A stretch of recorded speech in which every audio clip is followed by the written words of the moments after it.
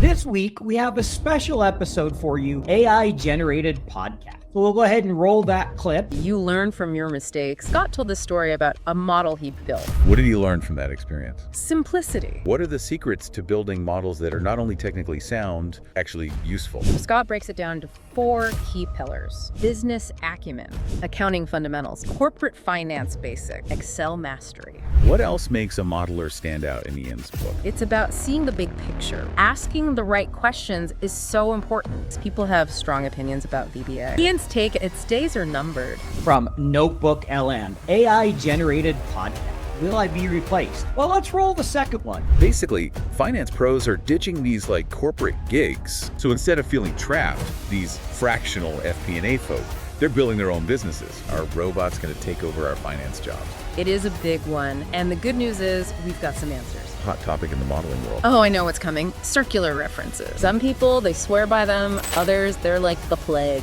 So which is it? Well,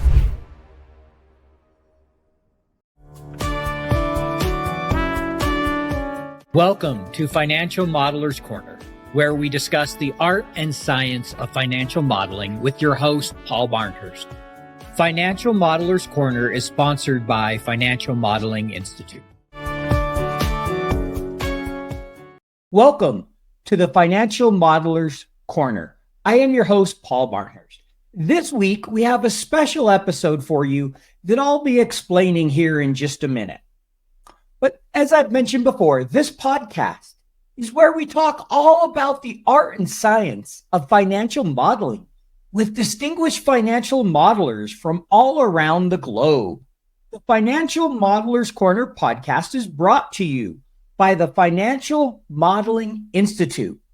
FMI offers the most respected accreditations in financial modeling, and that is why I earned my advanced financial modeler from the Financial Modeling Institute, and it made me a better modeler. This week, we do not have a guest for the show. We're going to have a little bit of fun. I had a guest cancel, and I was trying to think, what could we do that would be different for this episode? What I came up with is Notebook LM. That's a learning model that Google has come up with. Notebook LM allows you to load different content, YouTube videos, transcripts, whatever else, documents, and you can ask it to create a podcast episode from those documents. So I tried it several times. I did probably 7 or 8 different episodes. They're relatively short. Most of them are 10 minutes, maybe up to 20 or 30 sometimes. But I picked 2 that I thought would be interesting for you as a guest to listen to. And I'd love your feedback. Am I going to be replaced anytime soon, or is my job safe based on these episodes? Let me know. Unfortunately, I couldn't train it to do my voice. So you get to listen to a man and a woman that are AI generated. The first episode we're going to listen to is a summary from an episode with Scott Rostan of Training the Street and Ian Bennett from PwC in Australia. So we'll go ahead and roll that clip. And these 2 guests are talking about the highlights from that episode. All right, so if you're the kind of person who, practically dreams in spreadsheets, if VLOOKUP is like music to your ears, you speak our language. This deep dive, this is for you. We are going deep into the world of financial modeling with, get this, not 1, but 2 absolute veterans in the field. And we're going to uncover those career-changing insights that they don't teach you in school. Forget the textbooks. So our guides on this journey, first up, we've got Scott Rostan.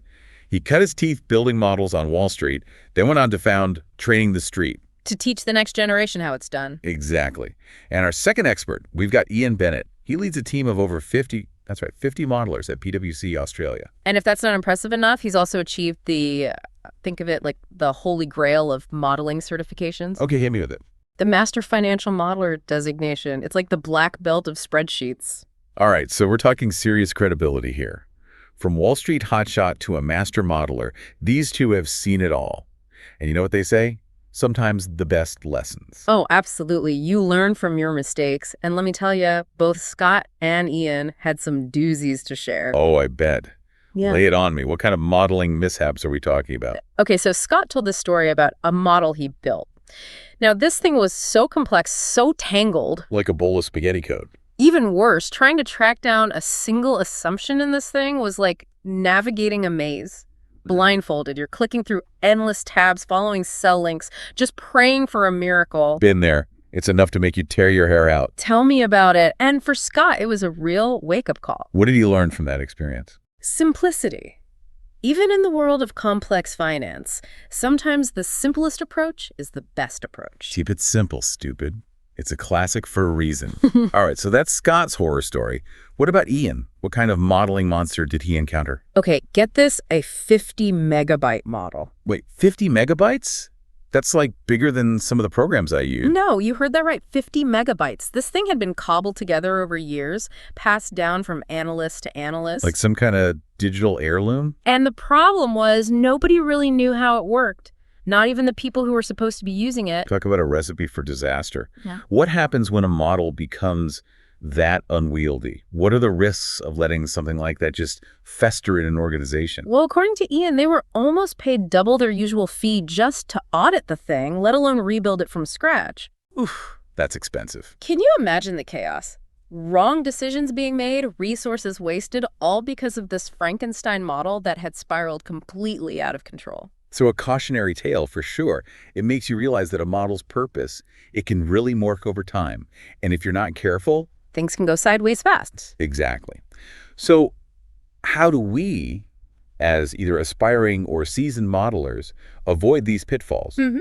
What are the secrets to building models that are not only technically sound, but, actually useful? Both Scott and Ian agree that a strong technical foundation, that's crucial. We'll get into some Excel specifics later. So the good stuff. But those skills, they're just the starting point. So it's like having a toolbox full of shiny new tools, but if you don't know how to actually use them, you're not going to build anything worthwhile. Yeah. So what separates, let's say, the tool user from the true craftsman, the master builder in the world of financial modeling?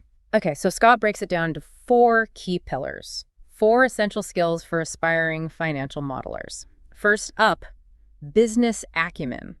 And I'm guessing this goes beyond just, knowing how to read a balance sheet. Oh, absolutely. Scott stressed that you need to truly grasp how a company actually makes money.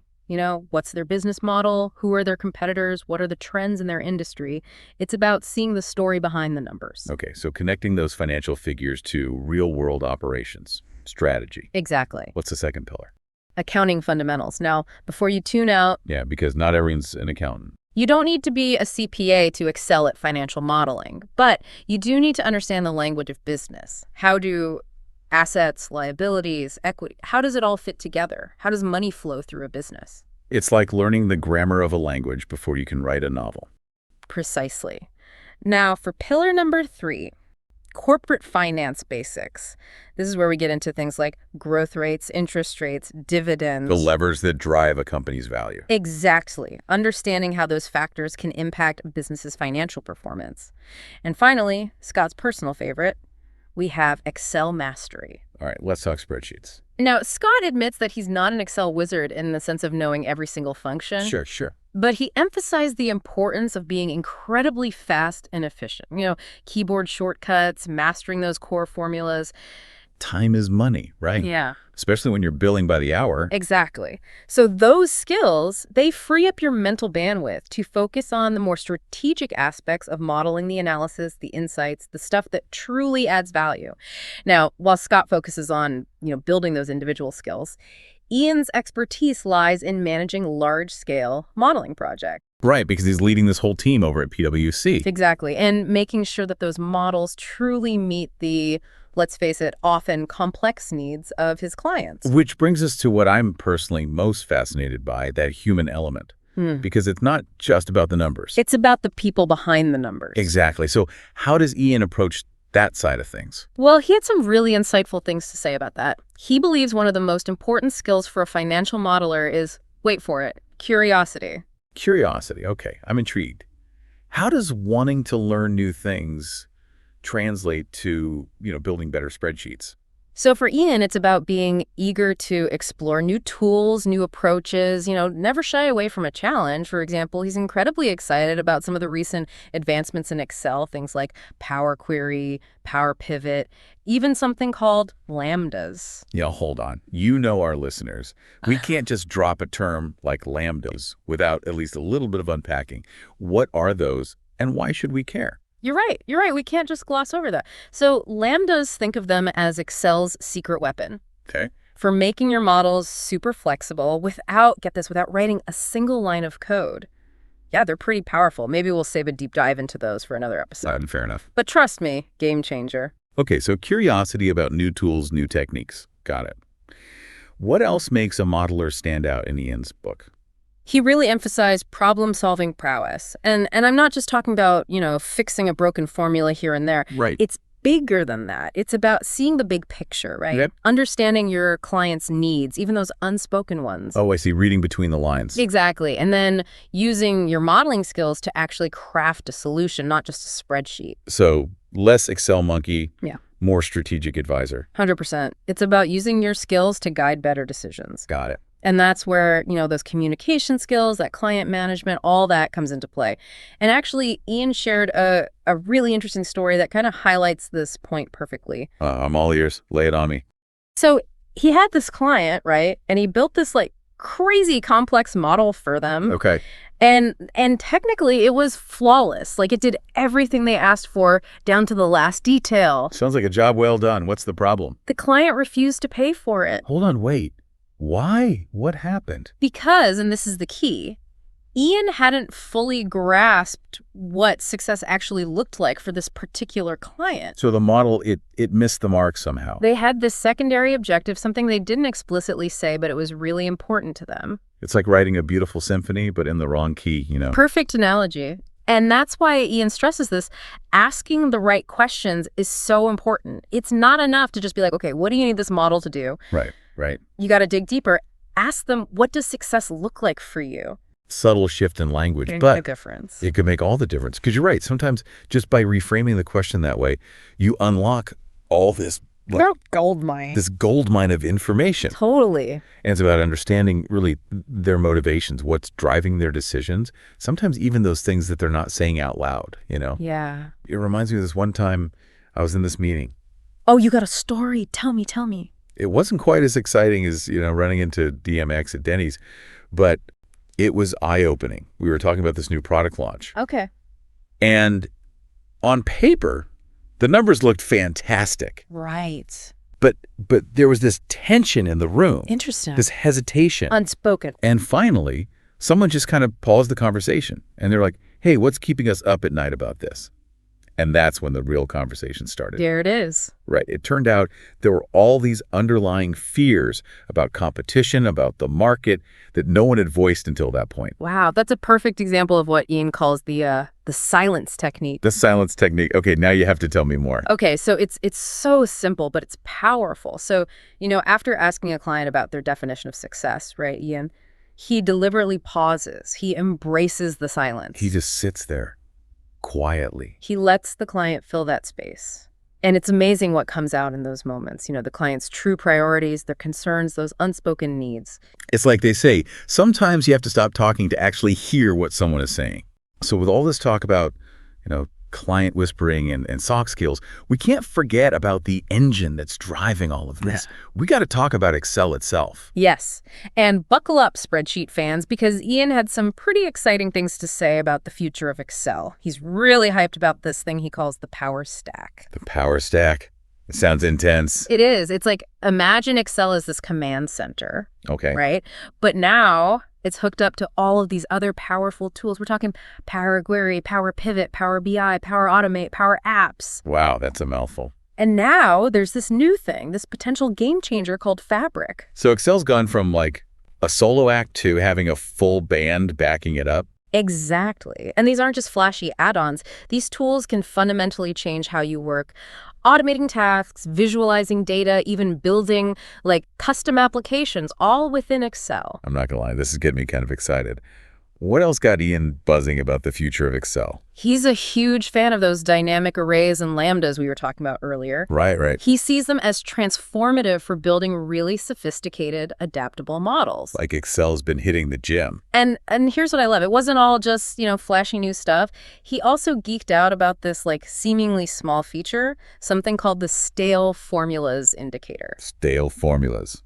That doesn't sound very exciting. I mean, it sounds kind of technical. It is, but it's genius in its simplicity. Imagine this. You can instantly see which cells in your model have actually calculated and which ones haven't. Okay, now that you put it that way. Lifesaver for debugging, especially for those massive models Ian's working with. Right. I can see how that'd be super helpful. Now, I know both Scott and Ian are, bullish on the future of Excel. Oh, yeah. But they also had some pretty strong opinions about specific modeling practices. Oh, absolutely. Some hot takes in there. Like Ian, he has a strict no circular references policy, a hard line in the sand. Interesting, because I know a lot of modelers who swear by a well-placed circular reference. What's his reasoning there? He's all about keeping things clean. Circular references, they might seem convenient in the moment, but they can make your model a real pain to audit and understand later on, especially when you come back to it after a while. Right. Transparency and auditability, super important, especially with, model risk being a bigger and bigger deal these days. Exactly. And speaking of things, people have strong opinions about VBA. Oh, boy. Yeah. Love it or hate it. You're right. Ian's take, its days are numbered. Really? With the rise of cloud-based modeling and things like Office scripts, that old-school macro language, it's starting to look a little prehistoric. So maybe if you're just starting out, focus your energy on those newer technologies. Probably a good bet. Now, another debate that always gets people fired up, horizontal versus vertical models. Which layout is king? Oh, the age-old question. What do our experts have to say? Scott, being the educator, he leans towards horizontal models, at least for teaching. Makes sense. Easier for beginners to wrap their heads around, But he's not dogmatic about it. Both layouts have their place depending on the model, who's going to be using it, all that. It's about having the right tool for the job. Exactly. Speaking of the right tools, those dynamic arrays we talked about earlier, the ones Ian was so excited about. Yeah. Starting to think those are a pretty big deal. They are. Ian is all in on them. Thinks they're game changers. Simplifying calculations, making models more flexible. It's like the difference between building a house brick by brick versus using, prefab walls. That's a good way to put it. And you know what else they both agreed on? No external workbook links. Oh, really? I'll be honest. I've been guilty of using those in the past. What's the issue there? They introduce way too much risk. What happens if one of those linked workbooks gets moved, renamed, or deleted? Oh, no. Your whole model goes kaput. That's no good. Plus, auditing becomes a nightmare. So keep those workbooks self-contained. Got it. What about named ranges? Ian's a big fan, says they make formulas way easier to understand, easier to audit, especially in those monster models he's dealing with. Yeah, that makes sense, especially when you're trying to decipher a formula 6 months later. Any specific tips on using them effectively? He did have one. Reserve those named ranges for multi-cell ranges, not single cells. For jumping between sheets, he's got a whole system with cell references. It's those little details that can make a big difference. For sure.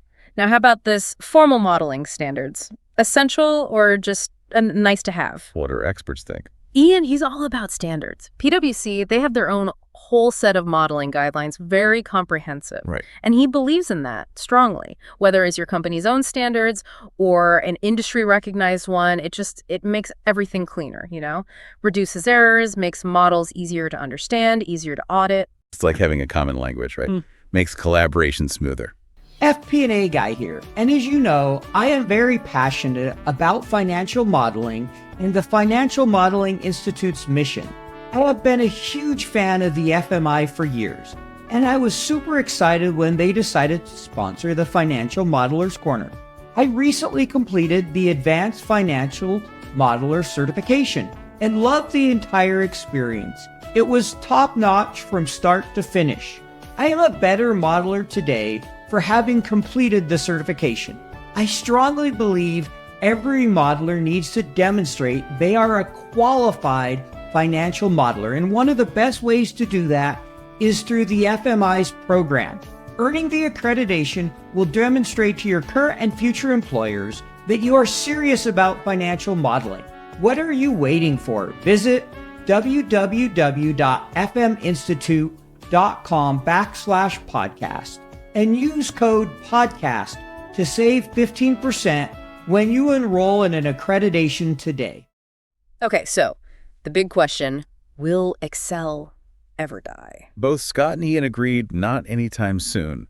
New tools will come along, sure, but Excel's just got so much going for it. It's flexible, everyone uses it, it plays well with other programs. The cockroach of software. It'll outlive us all. Right. But that got us thinking, what about AI?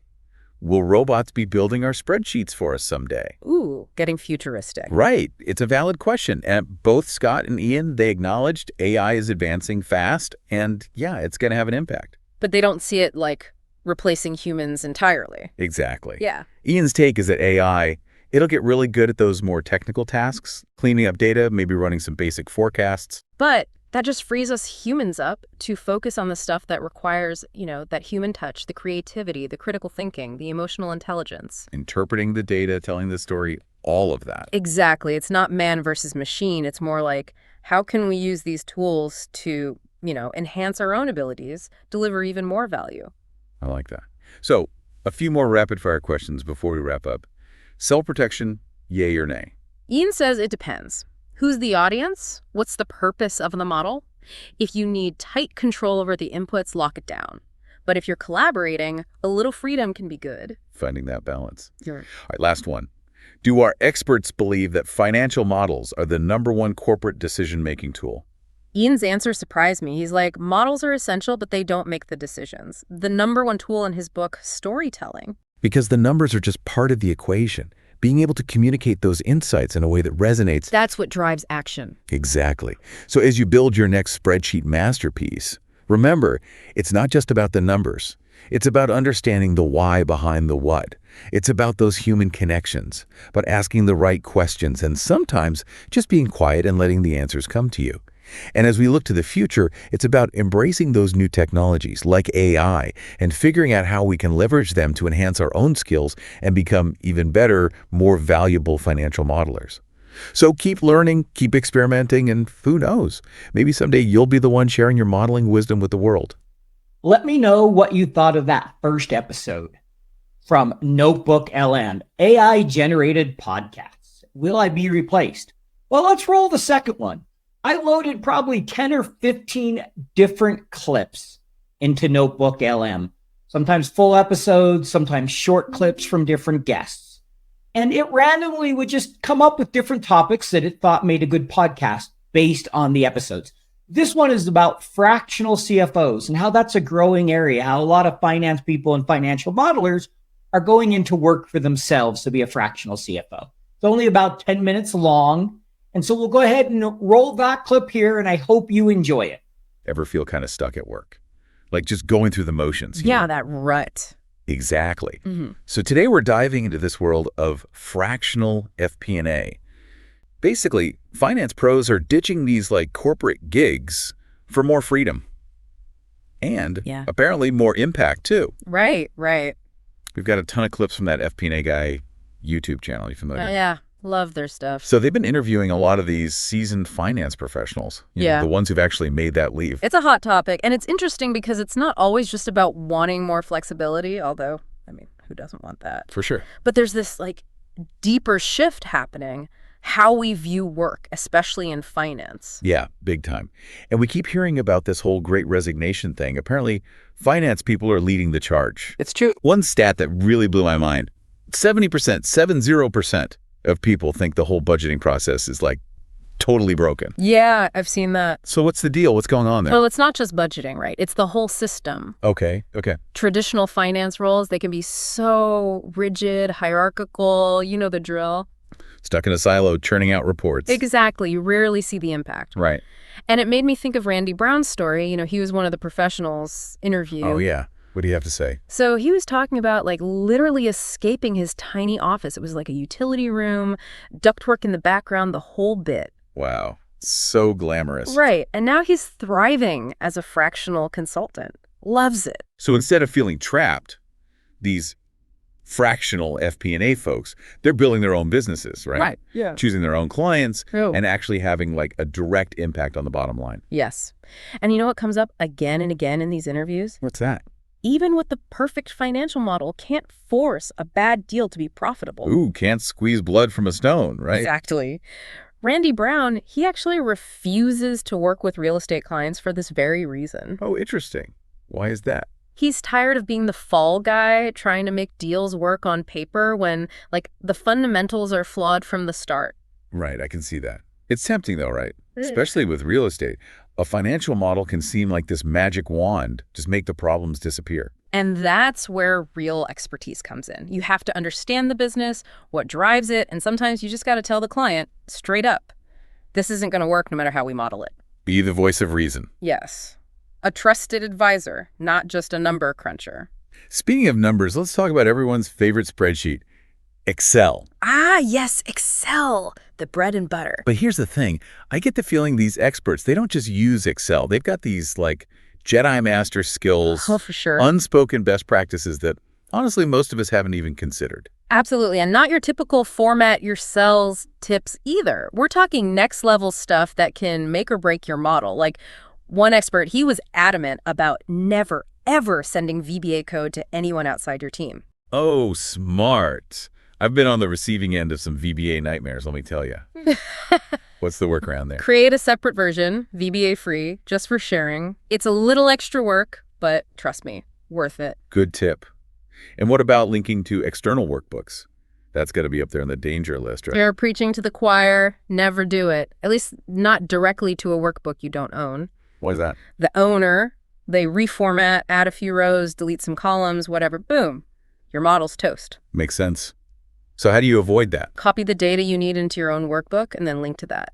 You're in control that way. Control, I like it.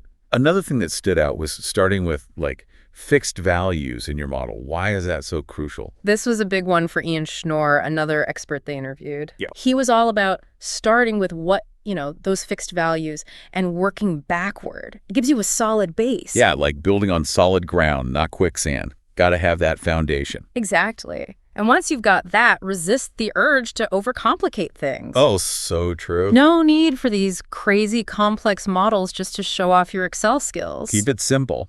Exactly. And another thing, be your own worst critic, Well, even experts make mistakes. Of course, which is why you're always going to double check your work, scrutinize your assumptions, and approach your models with a healthy dose of skepticism. Catch those errors before they snowball. Yes. And that ties into another key thing, understanding your audience. Oh, right. Who are you building this thing for?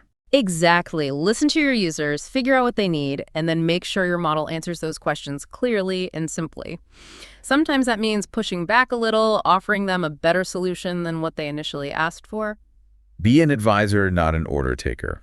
Kind of like that 80-20 rule. Focus on those key drivers, the ones that actually move the needle. Couldn't have said it better myself. Speaking of the big impacts, what about AI?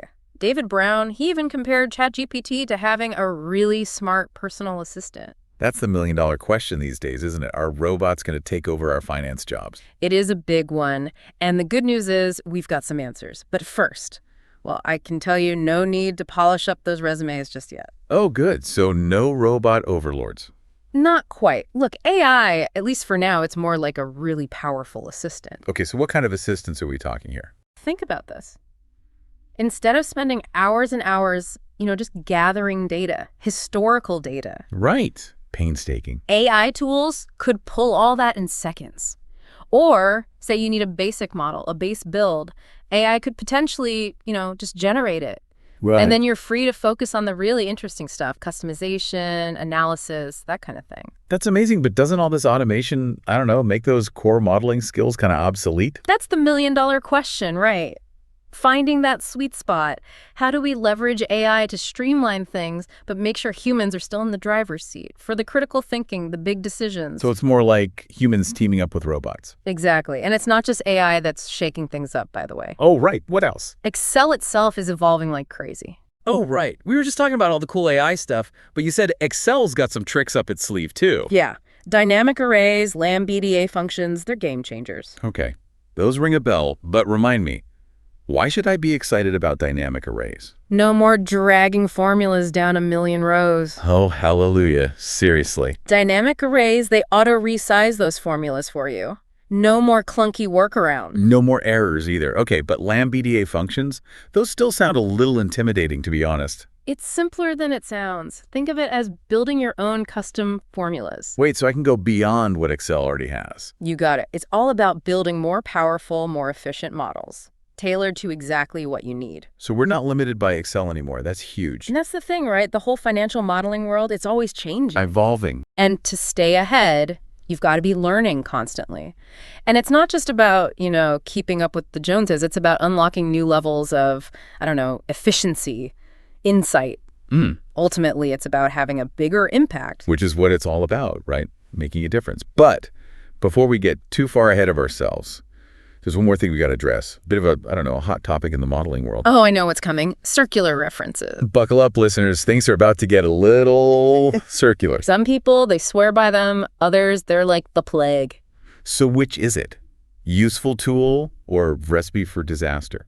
Well, like most things in life, it depends. So about these circular references, they sound kind of scary, honestly. Like one minute your spreadsheet's fine, the next meltdown. Yeah, you got to be careful. But they can be really useful, too. Really? For solving those, really intertwined problems, when the values, they depend on each other, You mean an example? Like calculating interest that compounds on itself. Right. Circular reference, that's the elegant way to do it. So it's not just about being fancy with your formulas. Sometimes it's the best, most efficient way to model something. Exactly. But, and this is important, you got to use them carefully, really carefully. Otherwise. Things can get messy fast, inaccurate numbers, and your model's all over the place. Yikes. Oh. So how do you walk that line? How do you know when a circular reference is, justified? And then how do you even use it safely? Think about the why first. Before you even start building, ask yourself, is this a situation where something truly depends on itself? Or am I just trying to be clever? Right. If it's the second one, find another way. Don't get too cute with it. Okay, but let's say you've thought it through and you're like, yep, circular reference is the way to go. What then? How do you avoid disaster? Transparency and control. Document everything, why you're doing it, how it affects the calculations, the whole 9 yards. So someone else can follow your logic. Exactly. Plus, it'll remind you later when you've completely forgotten what you did. Like a trail of breadcrumbs. Good idea. And don't forget, Excel has those built-in tools for this stuff. Iterative calculations, they give you way more control over how those circular references are handled. So they're powerful, but you got to treat them with respect. Exactly. And that actually reminds me of the biggest takeaway from all these interviews. What's that? No matter how technical we get with the AI, the fancy formulas, the human element, that's still the most important. A model's only as good as the person building it, right? 100%. We talked about AI, dynamic arrays, all this stuff, but nothing replaces really understanding the business, critical thinking, asking the right questions. Seeing the story behind the number. Yes. And that's a skill that never goes out of style. So true. Well, that about wraps up our deep dive into fractional FP&A and the whole world of financial modeling. I don't know about you, but I'm feeling pretty inspired. It's like you need that technical side for sure, but you can't forget about the human element. Couldn't agree more. The future is for those who can do both. Embrace the new tools, but never lose sight of those fundamental principles. That's what drives good decisions. Absolutely. So to all our listeners out there, we'll leave you this. What's the one question, the most important question, that every financial model, no matter how simple or complex, should be designed to answer? Think about it. Let us know what you come up with over on social media. Until next time, happy modeling.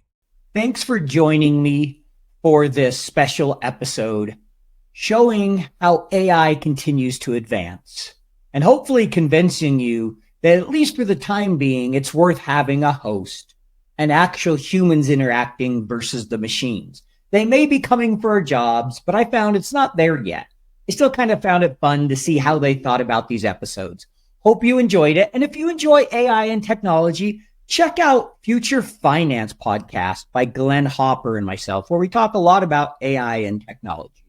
And also remember, these shows are brought to you by the Financial Modeling Institute, the most respected accreditation globally in financial modeling. You want to show your employers that you're a great financial modeler? Go ahead and earn your AFM, the Advanced Financial Modeler. And let me know in the comments, email me, reach out to me, what you thought of this episode. I'd love to hear your feedback. How did AI do? Was it good? Was it terrible? Was there any new takeaways you got from this episode? Or please, just don't do it again. Let me know in the comments, and thanks for joining me and humoring me as we tried something new this week. Thank you. Financial Modeler's Corner was brought to you by the Financial Modeling Institute. This year, I completed the Advanced Financial Modeler certification, and it made me a better financial modeler. What are you waiting for? Visit FMI at www.fminstitute.com/podcast and use code podcast to save 15% when you enroll in one of the accreditations today.